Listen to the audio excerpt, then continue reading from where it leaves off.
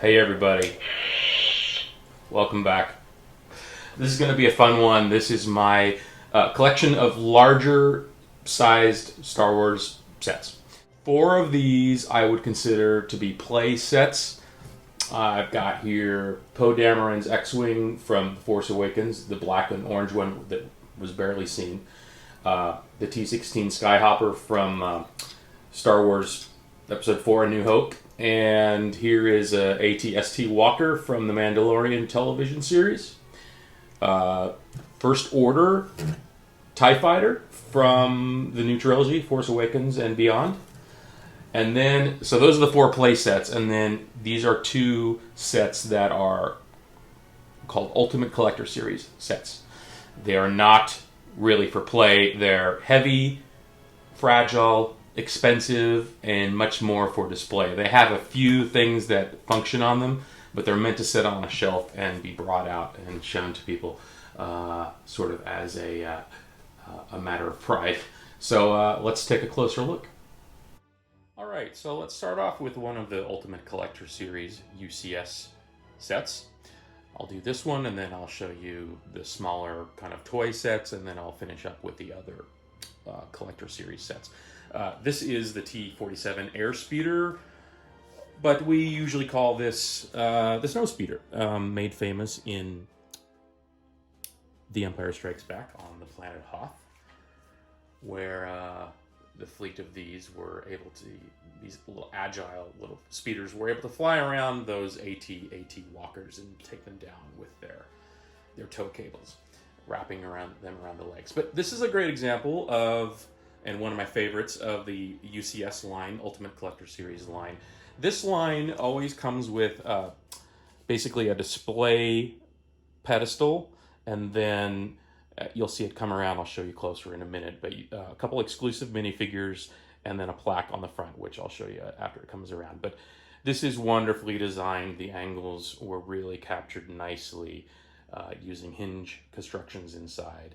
And these turbo lasers are really well executed on each side. In fact, there's a slight angle to each of them that converge. If you were to draw the lines out from where these lasers are lined up, way out in the distance, they would converge to a single explosion point. So that's a nice subtle feature they added. Engines in the back. I love this kind of grill construction here. These typically these UCS sets will include cockpits that can be removed or hinged up, and this is no exception. Although the scale of this is going to be too big to really house an action figure. Like, he's just lost inside of the cockpit there. So this is larger than minifig scale, for sure, but there's a lot of detail inside of the cockpit and control sticks and such. Some nice features here beyond the cockpit that raises these sort of turbo laser housings. If you rotate the engines, or you rotate the backs of these things pivot up, and it shows you some nice detail from inside. Just a lot of inner workings of these engine housings, or these laser housings. Additionally, in the cockpit, there is a control stick for the rear-facing pilot that if you turn it, it'll actually, it's better if I show you just by turning the, so pivoting that from inside will pivot this rear-facing cannon, which is a really, really nice touch. Let me rotate these down. Additionally, you can deploy these air brakes in the back. You just do that manually. So that's a nice feature. As it comes around here, I'll stop the rotating platform and show you a little bit more. This pedestal that it comes on is able to position itself in 2 positions. You can look at your model straight on, or you can sort of look at it at a flight angle. And so you can see that this will lift right off of the base Here's that pedestal I was talking about. And there's a plaque that basically describes the craft. All of the Ultimate Collector Series models have a plaque like this. It's just got a lot of technical data about the ship, the manufacturer, the length, the power of the engines, the speed, and such. We'll come back to these figures in a moment. But here on the underside, obviously the underside of Lego models are never quite as good looking as the tops, because you've got all the what are called anti-studs here. But at least you have a pedestal that comes down, which lets you set the whole model down flat on a surface. Why don't I do that? Bring this little lander down. And we're down, landed position. This gives me a chance to show you these exclusive figs. So these are pilots that you can't get in smaller sets or more less expensive sets. You get, I believe, the dark helmeted guy is a character named Zev Sineska. This guy. These are all exclusive prints on the helmet and on the face. Just the combination and the arm printing. That's kind of rare. And the internet describes this as a pilot named Will Scotian. Also a unique combination of printing and face and helmet. So those are great. So those both come with the set, and they're displayed on the pedestal along with the plaque. So that's the UCS Snowspeeder. Really beautiful model. And as depicted in one episode of the recent Mandalorian TV series on Disney Plus, this is an Imperial AT-ST Walker that has seen better days. This is very interesting in that it's meant to sort of represent not only wear and tear and mud, but probably some rust and maybe primer that hasn't been repainted, and there's like gouges and scratches in it. So yeah, it's got a red leg. The original model actually had more red pieces than this, and I actually felt that it was a little too heavy on the red. So I replaced some of them with, just a few of them on that left leg I replaced with darker red and or brown.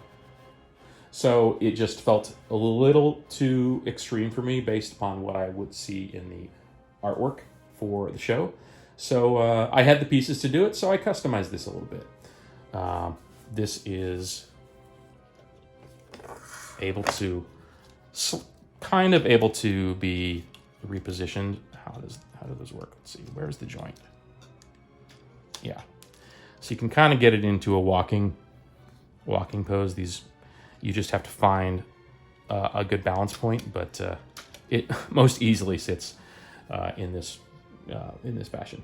So this little knob on the back will actually give you a nice rotation of the head. You can have it stare right at you and take you out with this cannon here. These give it a little sense of expression, almost eyebrows, these little shields. And inside, there's a spot. It's kind of ugly. You see the backside of a lot of pieces in there, but yeah, you've got a little control spot for a single trooper or such to operate. This hinges back down. So yeah, AT-ST Walker, the Mandalorian version. One of its cannons over here is missing intentionally. There's just a lot of, this has been heavily damaged and sort of patched together. Here's a medium-sized little ship called the T-16 Skyhopper. And interestingly enough, this was never seen as a vehicle in the Star Wars universe or in any of the films, is what I mean by that. But it was seen in the original Star Wars Episode 4, A New Hope, as a model that Luke Skywalker was flying around in his Tatooine home, or his Aunt and Uncle's home, and he was zooming it around, just complaining about how he would never get off the farm and never get to join the rebellion and go into space. So that is the origin of this ship within the Star Wars universe. And I believe it was intended to be shown as an actual vehicle made in the movie and piloted, but it only made the final cut as a model. So this shows you how it opens up to reveal the pilot. Just a small little space for the pilot. And this triangular shape can be adjusted. So there it is, just a fun, treat it like the model that Luke had, just zooming around. Fun little playset. All right, I brought out a white base here to just give a little more contrast against the countertop. Here's the first order version of the TIE Fighter. This was part of the release of sets that coincided with the new trilogy in 2015, beginning with The Force Awakens. So, color swapped from the original TIE, which had black sort of solar wing panels and gray hexagonal crosses. This is color swapped, so this is all gray, and then it's outlined in black. Still gives you that classic look, but with a new design. And of course, with First Order, there's always that hint of red. So they've done a touch of red here on the one side of the TIE. Cannon here, front cannon. And one thing about this set is they did not include, there were only on the wingspans here, there were the 6 black struts on the exterior sides, but they did not include them on the interior side. So I found some additional pieces in my own collection to kind of give 6 that's snowflake look on the insides of the wings as well. So it matches on both sides. I thought that was a nice addition. I felt like it needed it. And additionally, there are 3 places where the cockpit hinges open, not only in front, revealing another TIE pilot that I didn't show in my collection. Those open up, load in from the top. So there's the front-facing pilot, and then around back, this reveals the rear-facing pilot, like the gunner, I suppose. So 3 hinged pieces to allow insertion of the Stormtrooper, the TIE Pilot Stormtrooper minifigures. So that is the First Order TIE. And this is really fun to zoom around. Kids, this is definitely a play set. Very sturdy. These things aren't going to fall off. The construction to get these to attach was really ingenious and very locked into place. So very strong and really fun to just pilot around, swoosh around. And here is Poe Dameron's X-Wing, as seen barely in The Force Awakens. So basically a black and orange version of the classic X-Wing that has been updated to a newer design for this set. But it has a little place for your droid to sit, and this, of course, is BB-8. I neglected to show him in my minifigure collection because he was sitting in this model on the shelf, and I forgot that he was in there. And I also failed to show Poe Dameron sitting in the cockpit. Yeah, so there he is with his stubble and everything. Resistance. Yeah, so it definitely looks a little bit Halloween-y, but it works. And as a design, it works really, really well. So right now we're in the landed position, and we've got this front foot that has been extended. This can pop back in. And then, let's see if I remember how to do this. If you hold it here, you might notice these rather obvious blue rubber bands. Those are there for a reason, which is that they provide resistance to these foils. that open up and give you the classic X of the X-Wing. So that's operated by this mechanism right here that you rotate. And it's pretty reliable, pretty solid function, especially for a playset, you know, something that is made of Lego and you might think could fall apart pretty easily. You know, obviously you don't want to throw this around the room, but a kid can play with this and, you know, have a dogfight with that TIE fighter and really have a good time.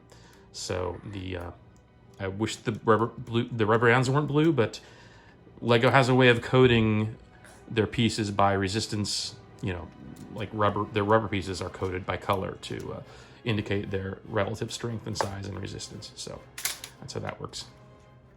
Not much else to show on here, but there's some nice detailing. If you are into it, you can put the little red Lego studs in here, and these will fire off shooters, as well as these shooters, which I believe,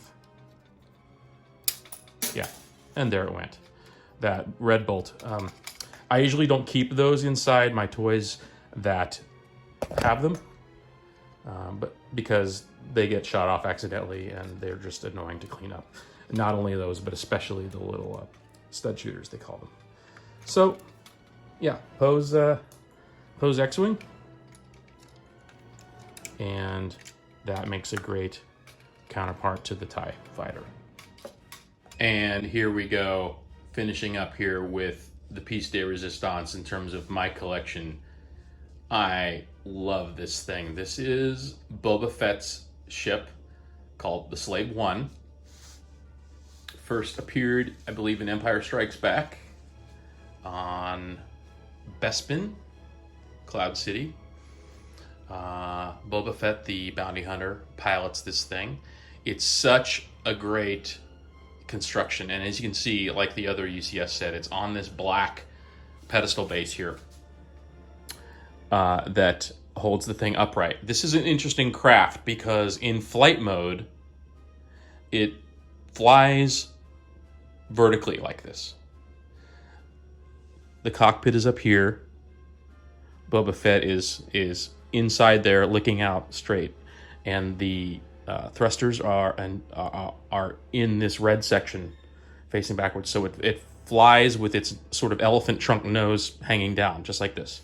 And these stabilizers sort of rotate and give it lift and stabilization while it's in flight mode. So here it is parked on the pedestal, and I'll take it out of flight mode and show you the landed position in just a moment. But this is really nice that Lego finished off the backside of this with such a detail. These blue thrusters, and there's just some nice texturing in there on a model that is normally just, you know, typically for these models there's one side that never looks that great, but this thing was amazing to put together. The internal constructions to create these sort of sloping angles, and the way this trunk section kind of angles off and then cuts in this way, and then these curved slopes in the maroon red section, just fantastic. These turrets will pivot here.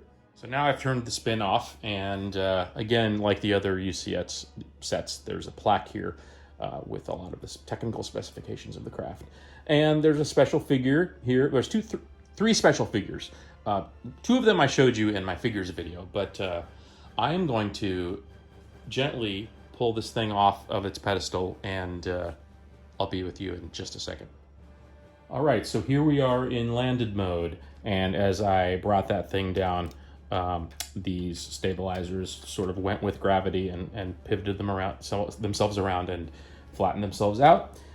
They provided some sort of invisible, transparent, clear bricks on the bottom to kind of give it a little lift, to gently show you that this would be hovering low to the ground. There are no actual feet landers on the backside of this, but that's okay. You don't normally display this. This isn't a playset. Like I said, this is extremely heavy and delicate, shockingly heavy, and it's meant to be displayed on on this, which I showed you a moment ago. But additional features. So here you've got, as the ship came around, typically Boba Fett's cockpit chair would pivot around. This doesn't work with gravity. This just, you have to move by itself. So that was how he was positioned when the thing was upright, and then when he lands, this thing will have pivoted around.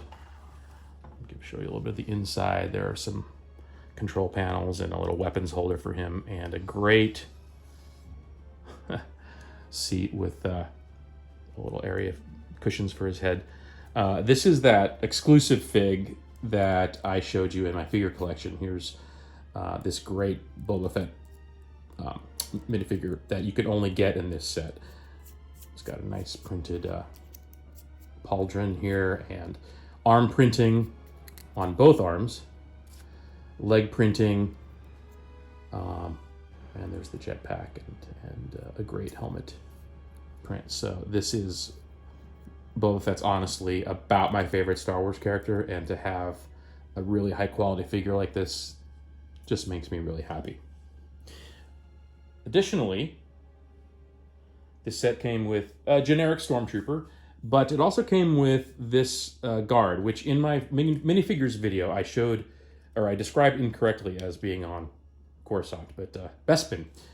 Bespin was the name of the Cloud City where this action took place in Empire Strikes Back.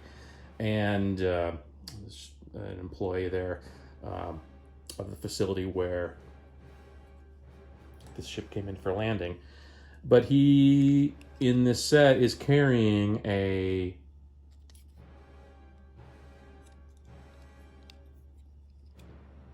Han Solo who has a grimaced expression because he has just been placed into and turned into carbonite. So he actually can sit in the can hook into the back here, so you can kind of store him away. And there's the state that he was in, going from Empire Strikes Back into Return of the Jedi.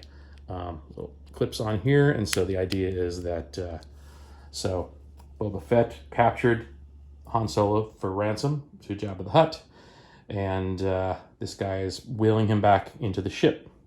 And in the back of the ship, there is a door, a hinged door that opens up here, that hinges out, and the Han Solo and carbonite clips onto that, and the entire construction, he gets folded back inside of there, and then this thing shuts. And they're off, and they take off. So that is the extent, I believe, of the action features of this thing. Oh, also these little, these little gun turrets open out. So as you're in flight mode, these things have pivoted out to reveal weaponry. And a great, really ingenious construction to get that to kind of slide out. The internals of this, the skeleton of this, was so fun to put together. Such a feat of Lego engineering. Zoom out just a bit. And this is what I'm going to remember. I know in my first video I said that the Volkswagen Beetle was probably about my favorite model, but I may have to revise that. Now that I've got this out and I'm kind of remembering how much fun this was to put together, I'm going to have to put this at the top of my list as my favorite construction of all time that I've built. There are a few stickers here and there just to give a little bit of wear and tear onto the hull of the ship. That just adds some nice texturing. You'll rarely find a Lego set without some prints and stickers. So there it is, the largest Star Wars set that I own, the UCS Ultimate Collector Series Slave One, with Boba Fett and that great little Han Solo and carbonite. I would love to eventually own the $800 Millennium Falcon Ultimate Collector's Series set. But for one, it's $800. And secondly, I'm not sure how I could display it in this apartment without taking, like, literally having it take up the entire space of my my countertop here. So hope you enjoyed that look at my larger sized Star Wars vehicles, and I will show you some smaller things in a later video. Cool shirt, huh? I hope you enjoyed that look at a few of my larger Star Wars sets. I've got several other smaller sets and sort of miniaturized vehicles and locations and scenes. I'll show those in another video. I'll go through those really quickly because there's a lot of them. But I have some other non-Star Wars content coming too, so be on the lookout for that. And may the Force be with you.